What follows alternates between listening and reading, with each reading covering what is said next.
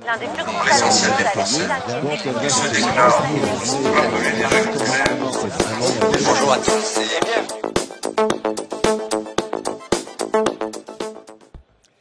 Mesdames, Messieurs, bonjour. Chers opticiens, ce message vous concerne. Nous avons 45 minutes pour apprécier la réalité et aborder le quotidien de ces enfants malvoyants qui ont des besoins à prendre en compte pour être à égalité avec tous les enfants. Et pour cela, ce plateau s'appelle l'enfant malvoyant, un enfant comme les autres. Pour ce faire, nous avons trois invités aujourd'hui.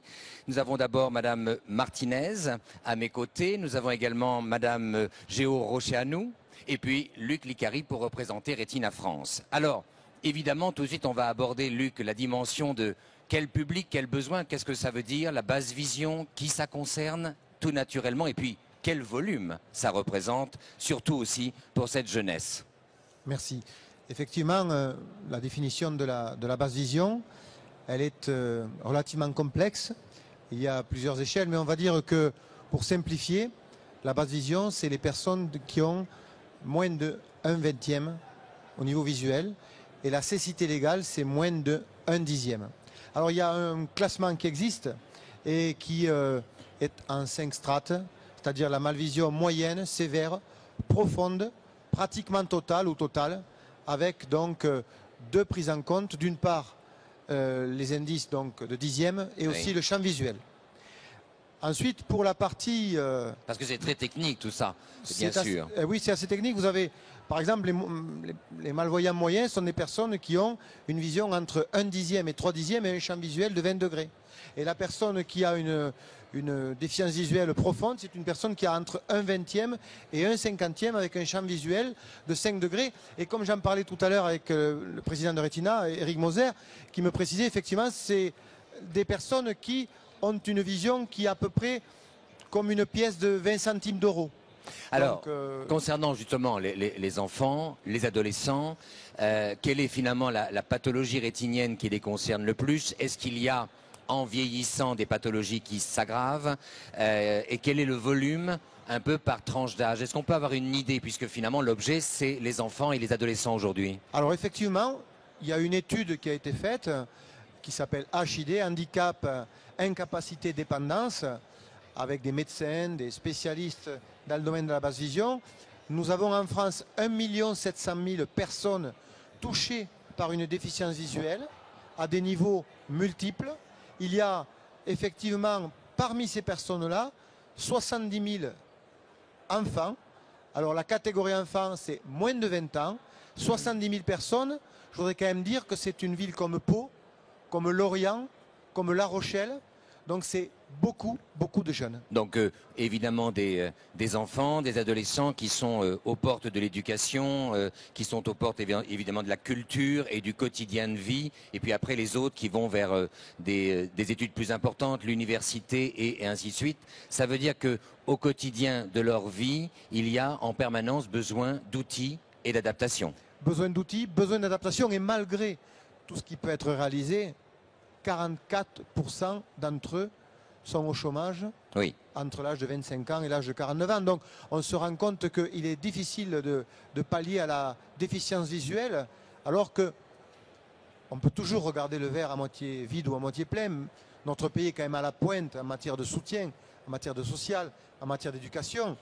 Bien évidemment, il faut toujours améliorer. Mais concernant ce taux de chômage important, il est évident aussi que ce n'est pas le seul fait d'équipements qui seraient absents, mais c'est aussi les employeurs qui rechignent ou qui s'inquiètent d'avoir à peut-être s'équiper, voire une productivité ralentie parce que la personne aurait des besoins de lecture qui ne sont pas finalement faciles à leurs yeux. C'est quand même là aussi le problème du chômage de ce public-là. C'est pas que leur déficience visuelle et les outils qui correspondraient à faciliter la vie. Vous avez parfaitement raison. D'ailleurs, on a un slogan à Retina, c'est vaincre les maladies de la vue, parce que c'est l'ensemble de la problématique. C'est-à-dire qu'un enfant, lorsqu'il a suivi, et les mamans vont en parler beaucoup mieux que moi, lorsqu'il a eu des difficultés à lire au tableau, lorsqu'il a eu des difficultés pour certains qui ont des syndromes associés, M. Fraissinet, ancien président de Retina, est bien placé pour le savoir, avec un syndrome du Cher, c'est-à-dire des difficultés à voir, mais aussi à entendre.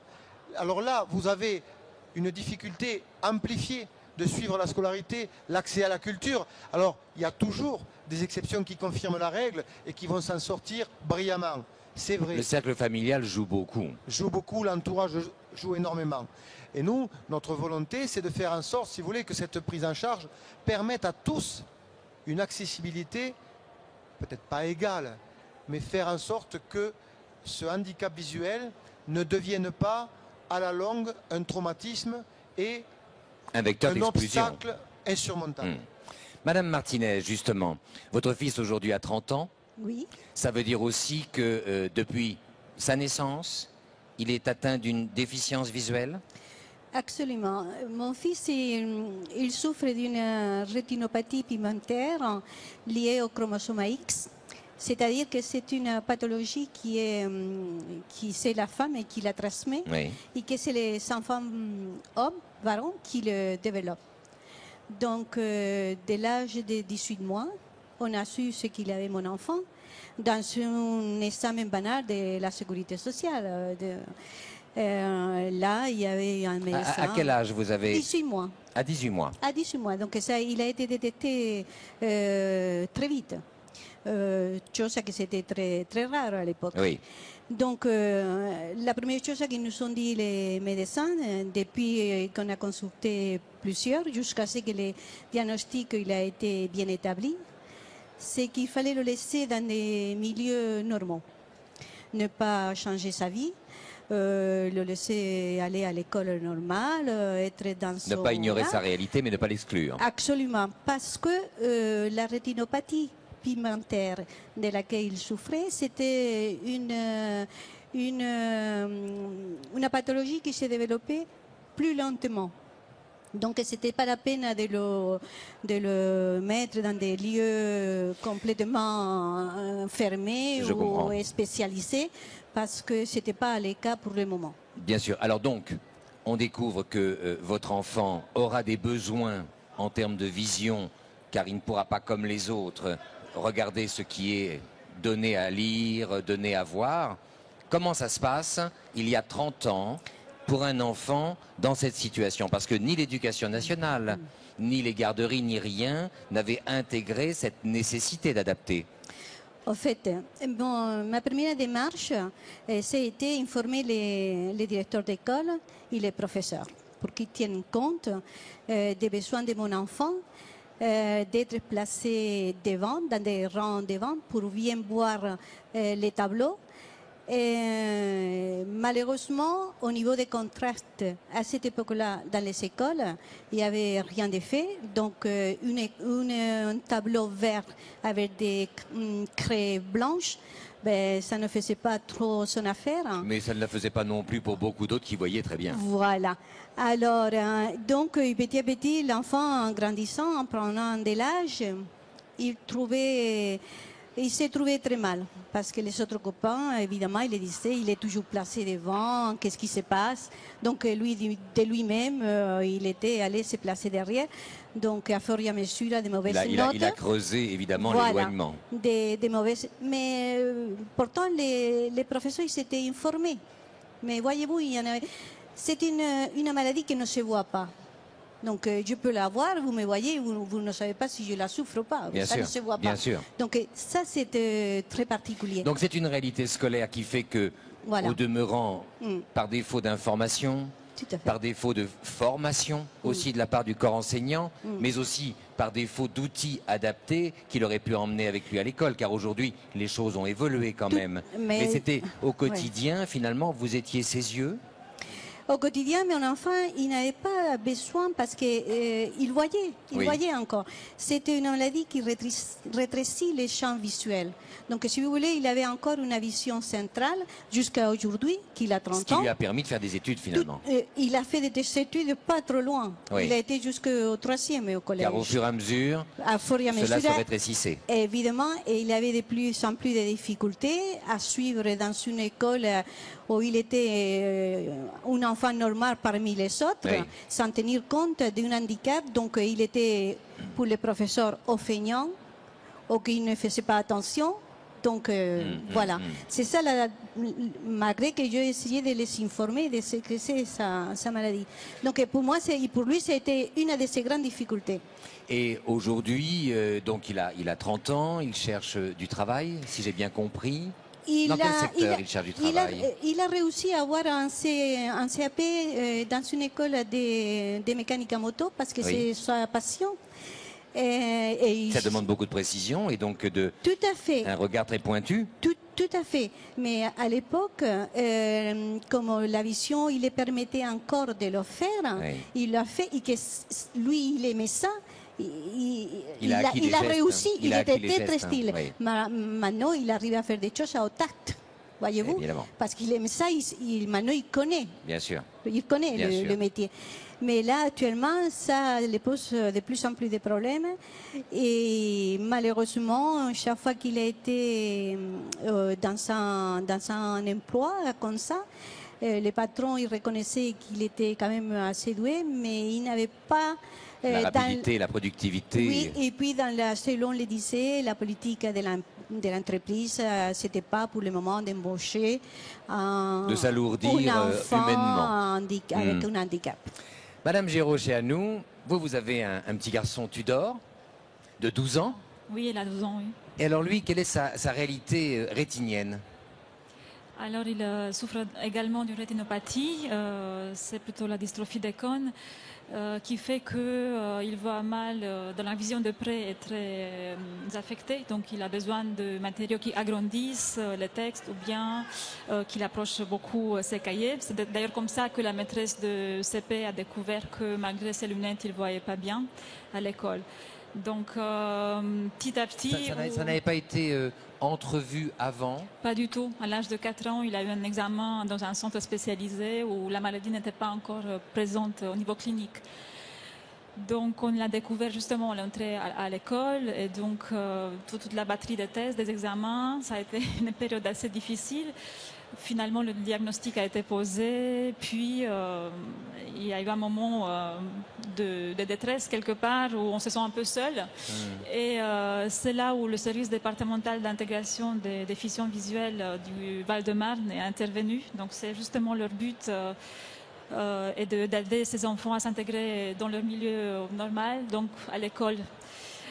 Il est suivi depuis, donc ça fait bientôt, je ne sais pas, 6 ans qu'il est suivi par une équipe qui comporte des ergothérapeutes, orthopticiennes.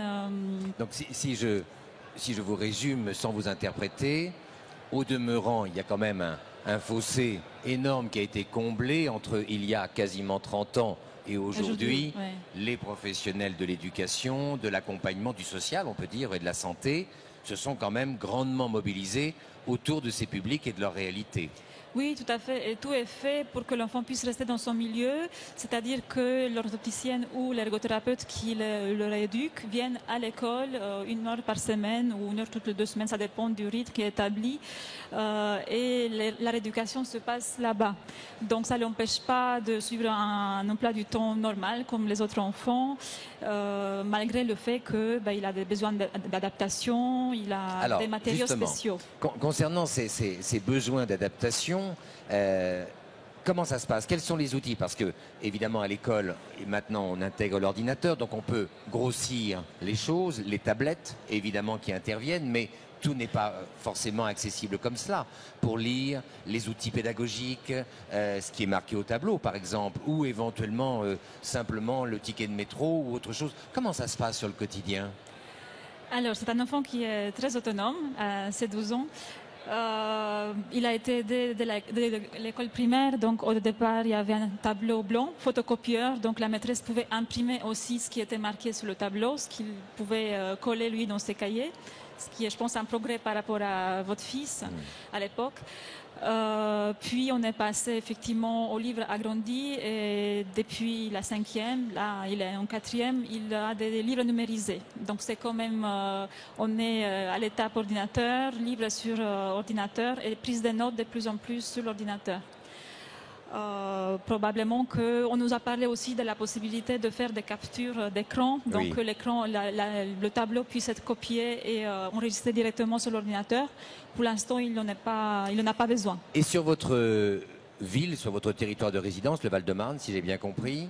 Comment ça se passe si on veut acquérir des outils? Est-ce que l'on en trouve facilement? Si on va chez un opticien, par exemple, le plus proche de chez vous, si vous y allez, est-ce que vous trouvez ce dont vous auriez besoin, à part les loupes qui sont un peu le commun des opticiens, mais il y a quand même d'autres outils aujourd'hui. On le voit bien sur le salon, il y a des détaillants qui vendent des produits, et pour autant, chez l'opticien, on ne les trouve pas forcément. Comment vous faites? Oui, effectivement, jusqu'à là, il a eu besoin de verres teintés et puis d'une loupe assez banale. Donc Oui. ça, on les a trouvés, l'opticien les a commandés et on les a eu assez facilement. Maintenant, pour tout ce qui était l'agrandisseur et compagnie, nous, on n'est pas trop informés. Là, je viens de voir un stand, par exemple, ce qui pourrait être intéressant, ou bien des loupes électroniques. Mais là, je ne pense pas que notre opticien du quartier, il a tout ça. C'est ça. Voilà. C'est quand même dommage. En tout cas, il devrait au moins y avoir une plateforme, un centre, puisque vous êtes accompagné par ce regroupement associatif. Il devrait pouvoir vous mettre en lien avec un endroit où vous pourriez regarder, essayer, apprécier, voire emporter. Oui, oui, ou bien au moins faire un peu de l'information. Voilà, je pense que c'est on ça qui sommes pouvait d'accord. nous... Alors je me tourne justement vers Luc Licari pour Retina France. Aujourd'hui, face à cette réalité qui est un peu le commun de beaucoup de parents et de beaucoup de personnes qui sont atteintes de dégénérescence de la rétine ou de difficultés visuelles, l'État, vous l'avez dit tout à l'heure, est un des États européens qui aide le plus. Quelles sont les aides qui sont proposées? Parce que peut-être aussi les opticiens ne savent pas, craignant que l'outil soit trop cher, qu'en fait le bénéficiaire n'en paye pas forcément l'intégralité. Il y a quand même des aides aujourd'hui. Alors, les aides sont multiples et au niveau des démarches, les opticiens spécialistes en basse vision, souvent, gèrent cela avec la famille auprès de la maison départementale du handicap, par exemple, MDPH. Donc il y en a une par département, il faut le rappeler. Une par département ou avec des mutuelles. Alors, il faut quand même préciser qu'au niveau des aides techniques, vous avez trois grandes familles. Vous avez d'une part les aides techniques au déplacement, parce que là, on parle de scolarité. Oui. La scolarité, c'est effectivement hyper important, mais il y a aussi la vie au quotidien, du jeune et du moins jeune. Donc l'aide au déplacement, ça va des chiens guides aux cannes, en passant par les systèmes GPS. Il y a aussi les aides optiques, donc les loupes, les systèmes microscopiques, télescopiques, électroniques avec les vidéoloupes. Plusieurs exposants en montrent lors du CILMO. Et vous avez les aides à la communication, un sens plus large, c'est-à-dire les NTIC, Internet, les nouvelles technologies d'information et de communication, mais aussi des synthèses vocales ou même la possibilité d'apprendre le braille pour ceux qui sont en situation de cécité. De quasi-cécité. Pour les prises en charge, comme je vous le disais tout à l'heure, des dossiers spécifiques donc, peuvent être...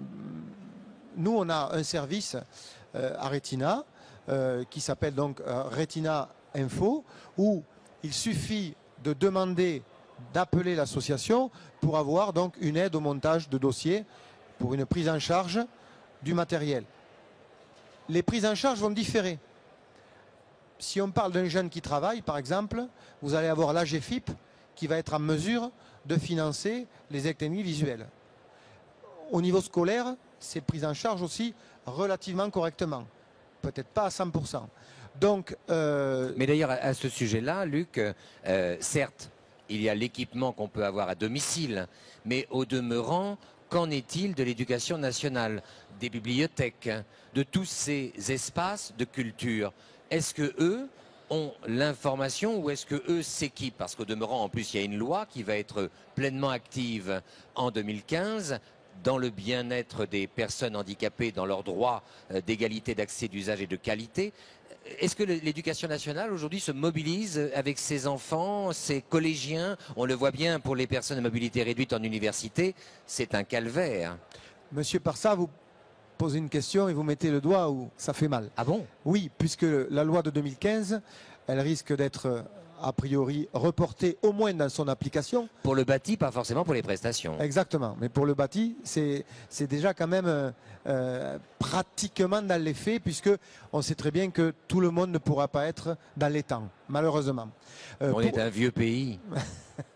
Par contre, pour les aides et pour l'information, tout ce qui est bibliothèque sonore, etc., là, je crois que l'Éducation nationale a mis en place un plan de communication qui devrait logiquement s'adresser à toutes les familles.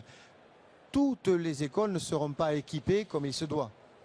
Il est bien évident que là aussi, je pense qu'on peut plutôt Il faut faire parler... des zones pilotes un peu. Il y aura des zones pilotes et moi je pense plutôt qu'il faut parler de 2017 ou 2018 pour affirmer que toutes les écoles seront équipées parfaitement Et puis pour l'accès à la culture et à la l'information. technologie va tellement vite aujourd'hui que des outils se déplacent assez facilement. Si on pense aux téléagrandisseurs dans les années 95 et ce qui se fait aujourd'hui, où l'on voit d'ailleurs que de nombreux logiciels maintenant, si on pense à Windows pour ne pas faire publicité, mais enfin très clairement Microsoft s'est emparé du sujet, Mac aussi, enfin il y a quand même des réalités technologiques aujourd'hui qui permettent de se dire que ça va aller très vite. Tout à fait. Alors effectivement, la précision, c'est que pour les moins de 20 ans, la sécurité sociale est aussi là pour participer au financement. Bon, mais si vous voulez, je ne la cite pas parce que lorsque vous faites une demande auprès de la MDPH, le dossier est relativement globalisé et ensuite les différentes structures et organismes sont sollicités. Et tout dépend des revenus des parents aussi. Tout dépend des revenus, le quotient familial, Bien sûr, etc. bien sûr. Moi, ce que je voulais préciser, malgré tout, parce que nous sommes au Silmo, c'est que 1 700 000 malvoyants, on est d'accord, c'est ce que je vous disais en préambule, 15% à peine utilisent des aides techniques. 15% à peine. Mais alors, je ne veux pas moduler ce chiffre, hein, Luc, mais est-ce qu'il n'y a pas aussi, dans une certaine catégorie de la population, une certaine résignation au déficit visuel lié à l'âge? Sous-entendu, ça n'est pas un handicap, c'est une fatalité de l'âge. Je pense que le témoignage de madame est révélateur. C'est-à-dire que pour des personnes malvoyantes qui ont 12 ans et qui ont donc vraiment dans leur vécu Oui. les nouvelles technologies, ça va certainement être un plus phénoménal Bien sûr. pour leur vie future. Bien sûr. Par contre, pour les générations un petit peu plus âgées, là, c'est difficile. 1% à peine de la population fait appel à la synthèse vocale. Ici, si vous voulez, on est au sein du Silmo où dans les organismes les plus importants, l'Institut de la Vision à Paris, etc., avec notamment Essilor qui travaille sur la Maison de la Vision, Optique 2000, les gens sont parfaitement informés. Mais lorsqu'on s'adresse à la France profonde, et c'est le cas de Retina... Quand vous dites les gens sont parfaitement informés, vous parlez de quel genre sur le Silmo? Parce que, au demeurant, si on fait cette émission aujourd'hui, c'est qu'on a le sentiment que les opticiens ne le sont pas assez ou ne s'emparent pas assez du sujet. Quels sont les gens qui sont bien informés alors? Pour établir une différenciation qui, c'est vrai, ne plaît pas toujours, mais c'est vrai que globalement, l'information sur la région parisienne est bien meilleure qu'en province. Il est évident que quand vous avez un enfant malvoyant et que vous habitez à Asnières ou à Malakoff, sans même parler de Paris-Centre, vous avez la possibilité d'aller dans les meilleurs centres, Inja, etc. Alors que la personne qui habite dans la Creuse ou en Ardèche n'a pas cette facilité. Et nous, on est confrontés, nous-mêmes d'ailleurs, le siège est en province, puisqu'il est à côté de Toulouse, à Colomiers. Mon accent le démontre un petit peu. On est confronté à cette problématique. Et, donc à l'isolement en fait. À un isolement. Et donc notre volonté, c'est que cet accès à l'information et aux aides techniques soit vraiment équitable sur l'ensemble du territoire. Alors, Madame Martinez, donc vous le disiez tout à l'heure, il a réussi à faire des études, malgré évidemment une pathologie qui s'annonçait comme dégénérative. Tout à fait. Mais il a évidemment aussi certainement, au bout d'un moment, rencontré des gens comme lui. Il a rencontré des gens aussi peut-être dans des difficultés plus grandes que lui. Comment se passe le quotidien à ce moment-là? Quels étaient les palliatifs, les outils de substitution? La solidarité, certainement, familiale dans un premier temps, associative aussi, mais à l'école? À l'école, vous savez, c'est très difficile. Une enfant qui souffre d'une pathologie comme ça, qu'on ne voit pas a priori, c'est-à-dire il n'est pas en fauteuil roulant, il n'est pas avec des béquilles et tout ça. C'est un peu difficile pour un enfant d'aller programmer et dire à chaque fois, ben voilà, je suis malvoyante, est-ce que tu peux m'aider, ceci, cela. Et en plus, l'enfant lui-même, il a besoin de vivre comme tous les autres. Un exemple, c'est par exemple à l'école, vous savez qu'il y a des colonies de vacances. Il est parti en colonie de vacances, mais colonie de vacances, certains soirs, il y avait ce qu'on appelle le feu des camps. Il ne servait à rien pour lui. Il ne servait à rien. Et c'est les autres petits copains, pas du tout qui étaient normaux, qui les prenaient par la main pour les indiquer où il était les chemins et où est-ce qu'il se situait le feu. Parce que même le feu, à part s'il n'était presque pas nez à nez, oui. il ne le voyait pas. Donc, aujourd'hui, par exemple, un sport, il n'a pas pu faire beaucoup de sports de vue ou de finesse. De sport collectif, finalement. Voilà, mais voilà, le judo, c'est que c'est des sports vraiment de contact. Bien sûr. Ou alors faire de la guitare, de la musique. Oui. Ça, oui, il a pu le faire. Et aujourd'hui, je peux vous dire que des fois, il a une tristesse énorme parce qu'il se côtoie toujours plutôt avec des copains normaux qui n'ont pas mais quand on lui parle en été qu'il y a une bonne nuit d'été avec plein d'étoiles dans le ciel, il ne les a jamais vues. Oui. Et ça, pour lui, c'est une peine très grande. Vous avez déjà vu des étoiles dans les siens? Oui, je veux bien l'expliquer comment elles sont, mais pour lui, c'est comme il avait écrit. J'ai jamais vu qu'est-ce que c'est un bon ciel en été étoilé. Bien évidemment. Je retiens en tout cas isolement, isolé. Madame Géorochéanou, aujourd'hui, diriez-vous que les opticiens, donc, on l'a un peu dit tout à l'heure, prennent en compte cette réalité au demeurant? Vous êtes assez convaincu que sur votre territoire immédiat, en bas de chez vous, ça ne serait pas aussi simple. Au niveau de l'école, est-ce que finalement les enfants comprennent mieux? Est-ce que les enfants intègrent mieux? Comment ça se passe? Oui, je pense que le progrès a été fait aussi au niveau de la société, c'est-à-dire que tout handicap confondu est mieux accepté et toléré dans les milieux habituels, à l'école, même si en école primaire, par exemple, les enfants sont toujours assez moqueurs et il y a eu un travail assez remarquable. Ils se positionnent eux-mêmes dans leur peur d'être différents. Tout à fait. Je pense qu'il s'agit de ça exactement, de se confronter et accepter la différence de l'autre. Les institutrices ont été très remarquables à chaque fois.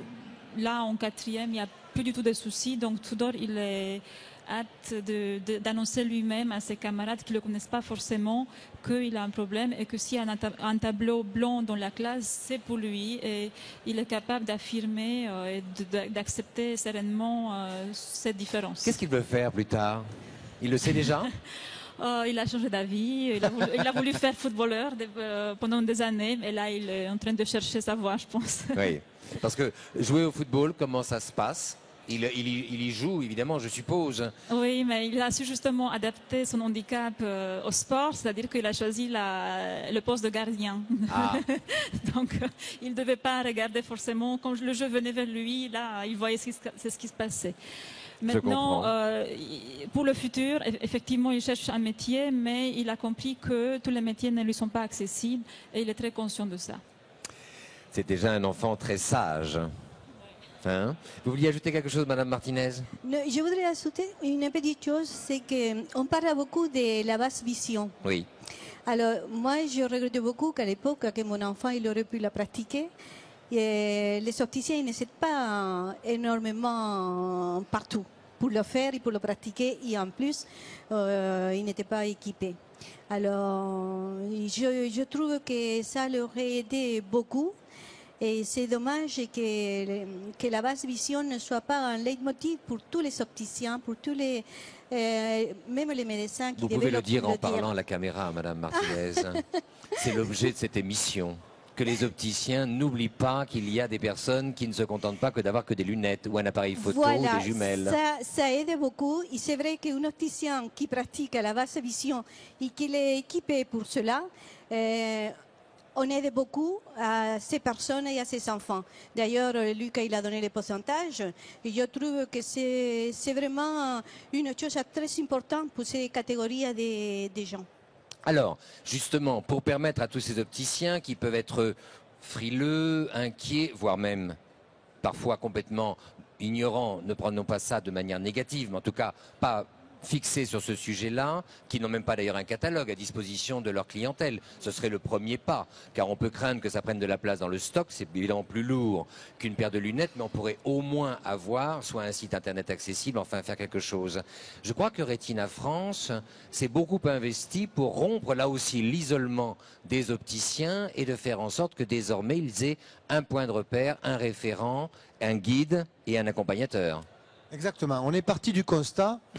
Le lien est facile à établir avec la question de tout à l'heure. 48%, alors je ne vais pas sortir des chiffres que j'ai notés en permanence, mais 48% des malvoyants déclarent avoir une difficulté pour les déplacements extérieurs. Et 23% n'ont pas accès au transport en commun, notamment en province où il n'y a ni métro, ni bus dans chaque rue, etc.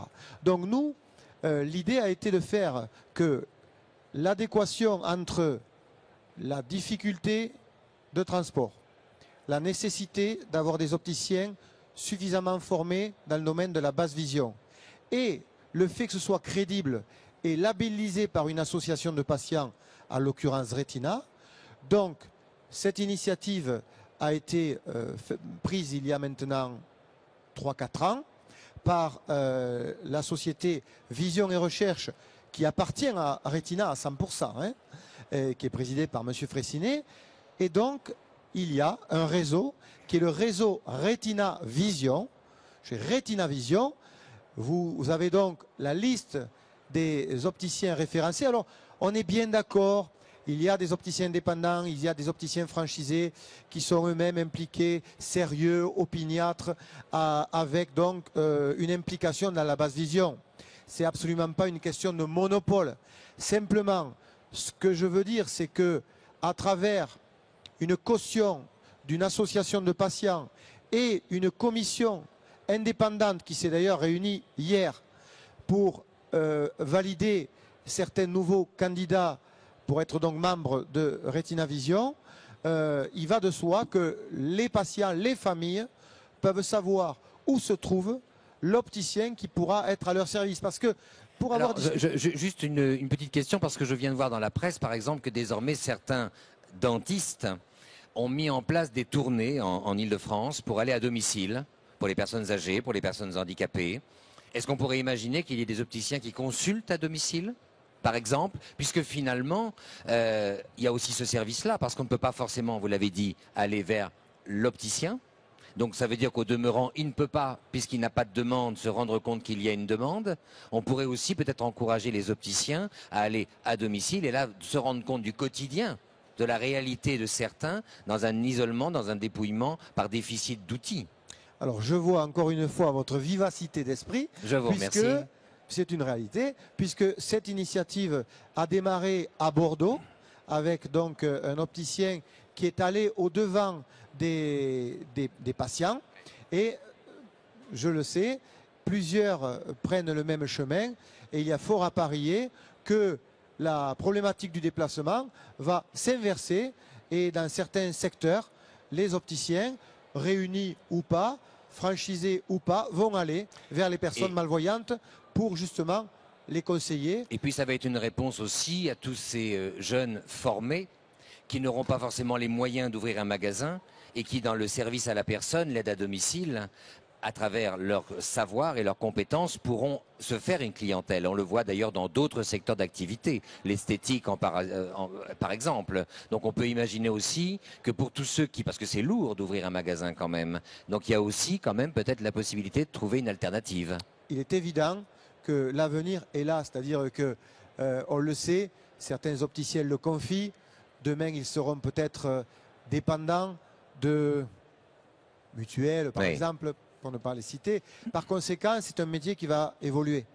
Et dans le cadre de cette évolution, le chemin que vous évoquez, c'est-à-dire celui d'aller vers la famille, vers le malvoyant, c'est effectivement une voie pour les futurs opticiens, mais aussi pour les opticiens aujourd'hui. De toute façon, On pourrait imaginer un peu comme le marchand de lait ou de pain il y a 40 ans, on pourrait imaginer une sorte de bibliobus de la vision qui passerait dans les villages, porté par Retina France, où les gens finalement pourraient aller là consulter, s'équiper. Il y a peut-être quelque chose à faire sur ce chemin-là. Cautionné par Retina France et par Vision et Recherche, pourquoi pas porter. On doit être, comme disait le général, au-dessus des partis, nous. Hein. Donc, il est difficile de juger et de s'impliquer dans le concret, autrement dit, dans l'action commerciale. L'association montre le chemin. Après, voilà, exactement. Elle ne fait que défricher, les autres font fleurir. Tout à fait. C'est logique. Exactement. Très bien. Dans quelques instants, nous allons terminer cette émission. Moi, je voudrais en tout cas aussi... oui. Une précision. Je ne sais pas si vous allez me poser la question par rapport au déplacement. Je crois que c'était prévu. C'était sur les guides Retina. Ouais. On en parle tout à l'heure, c'est ça? Non, on peut en parler maintenant. Voilà. Et donc, alors ça, c'est une initiative qui est dans un cadre qui n'est absolument pas commercial. Ça a été donc mis au point par Retina. C'est porté à bout de bras donc par le président de Retina, Éric Moser, et l'équipe du siège, notamment Marie Merville et Florence Donadieu. Donc les guides Retina, nous avons des partenaires. Et cela nous permet d'utiliser des bénévoles, ce sont des gens, retraités ou pas, qui offrent 3, 4, 5 après-midi ou matinées par an. Donc on a un fichier de bénévoles qui amène gratuitement les personnes pour des rendez-vous de santé visuelle. Alors pour l'instant c'est en Midi-Pyrénées, 120 bénévoles guides, 177 personnes guidées pour des rendez-vous de santé visuelle et probablement dès l'année prochaine, parce que c'est quand même long à gérer, nous allons nous attaquer à 4 nouvelles régions, Champagne-Ardenne, Lorraine, Haute-Normandie, Basse-Normandie, avec un objectif d'ici 1 an, 2 ans, de couvrir l'ensemble du territoire national pour que personne ne puisse se retrouver coincé à domicile dans l'impossibilité d'aller voir son médecin, son ophtalmo, son opticien. C'est vraiment rompre l'isolement sur tous les fronts, que ce soit les professionnels, les particuliers, les collectivités aussi qui parfois sont un peu démunies devant ces réalités, l'éducation nationale et ainsi de suite et ainsi de suite. Moi je voudrais quand même remercier le CILMO. Sans le CILMO, n'est-ce pas, ce sujet, cette proposition de l'espace Basse Vision, cette année qui est appelée Vision d'un monde, qui présente l'exposition La Terre en héritage, Sauver la planète du Petit Prince. C'est les 70 ans du Petit Prince cette année quand même. C'est un ouvrage que beaucoup d'enfants doivent pouvoir lire, que nous avons tous lu au demeurant ou qu'on nous a tous lu. C'est Jean-Pierre Guénaud qui l'a réalisé, ça a été mis en image par Jérôme Pecnard et ça a été porté, et c'est encore porté, par la Fondation Antoine de Saint-Exupéry, avec pour marraine une marraine prestigieuse, puisqu'il s'agit de Madame Claudie Aigneret, qui est la présidente d'Univers Sciences, mais aussi de l'ARECA, la Réunion des établissements culturels accessibles. Elle est donc la marraine de cette exposition. Alors sur place, chaque jour, si vous avez envie de découvrir ce que c'est que la Basse Vision, vous pourrez venir lire tous ces panneaux qui sont proposés avec des lunettes que l'on pourrait dire déformantes, si ce n'est que chacune représente une pathologie rétinienne. Je ne peux que vous inviter à ne pas rester les yeux fermés sur cette affaire, mais bien au contraire de venir les ouvrir. Alors, peut-être aussi rappeler que c'est grâce aux associations Retina France et l'Ariba que ce stand, cet espace Basse Vision, Vision d'un monde est proposé. Tous les jours, les associations aussi vous informent, vous apportent tous les renseignements dont vous pourriez avoir besoin pour vous aussi rompre votre isolement et être au plus près de votre clientèle. Mesdames, Messieurs, un mot pour conclure, car nous arrivons au terme de cette émission. Madame, que voulez-vous dire ? J'aurais juste rajouté un mot concernant l'espoir dans la recherche. En fait, on ne l'a pas trop abordé là. Je savais que vous vouliez en parler, je ne voulais pas en parler. Tous les moyens techniques qui sont mis à la disposition des personnes malvoyantes, mais aussi, je pense qu'il y a un soutien apporté à la recherche. Et en France, je pense qu'il y a plusieurs équipes qui recherchent beaucoup dans la thérapie génique, par exemple. Et pour les enfants, je pense que c'est quand même, et pour les jeunes en général, c'est une piste à ne pas oublier. Je vous remercie, Madame Martinez. Ma seule souhait, c'est que mon fils arrive à trouver un gentil patron qui veut bien prendre en compte son handicap et qui l'emploie. Voilà. Très bien. J'espère que le message est passé et que la mécanique aussi finalement trouvera de la place. Luc Licari. Moi, je voulais simplement dire à quel point tous on est sensible à travers le témoignage des deux mamans, parce que être malvoyant, pour les avoir en permanence au téléphone, c'est difficile à vivre. Avoir une mère malvoyante, moi je connais, pas facile à accepter non plus. Mais avoir un enfant malvoyant, c'est la chair de sa chair. Donc félicitations d'avoir témoigné comme ça de leur vécu au quotidien. Dire d'une part que la recherche médicale en ophtalmologie aboutira.